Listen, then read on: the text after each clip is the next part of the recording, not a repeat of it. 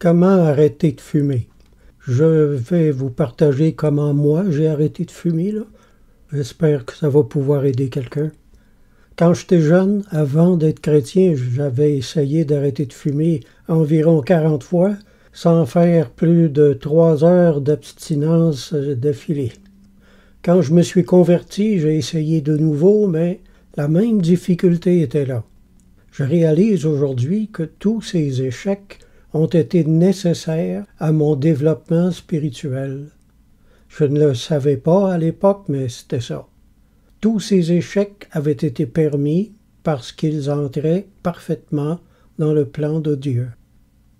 Vous voyez, ces échecs ont détruit la confiance que j'avais en mes propres forces et ont creusé en moi l'humilité nécessaire à la confiance en la grâce de Dieu. Comme je l'ai déjà dit ailleurs, une boîte remplie de poivre ne peut pas être remplie de sel. J'étais arrivé à être tellement sûr de ne pas être capable d'arrêter que je n'essayais même plus. Alors j'ai dit au Seigneur, « Mon Dieu, je sais que je ne devrais pas fumer, mais si tu veux que j'arrête, il va falloir que tu m'arrêtes toi-même. En ton temps à toi, tu me diras toi-même d'arrêter, alors je saurai que ce sera l'heure de ta grâce. » Je pense que le Seigneur m'avait conduit dans cette prière. Une semaine plus tard environ, j'étais étendu sur mon lit en train de lire ma Bible. Alors que je m'y attendais pas du tout, dans mon cœur, le Seigneur me dit ces deux mots, « C'est maintenant ».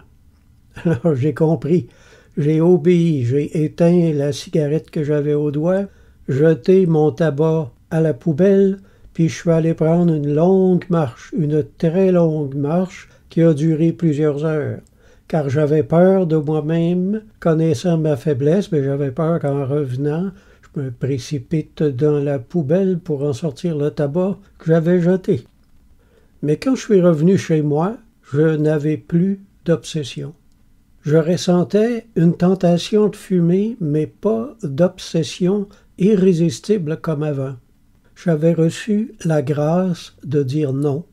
Ça a duré 10 jours environ où je sentais bien la tentation, mais que j'avais également la grâce de dire non. Ensuite, après ces 10 jours, je n'ai plus même eu de tentation. Aujourd'hui, ça fait plus de 40 ans que je ne fume plus. Ne vous inquiétez donc pas, mes amis, car dans le Seigneur, nos échecs sont aussi importants que nos victoires. En fait, les échecs font partie de la victoire. Elles en sont le chemin.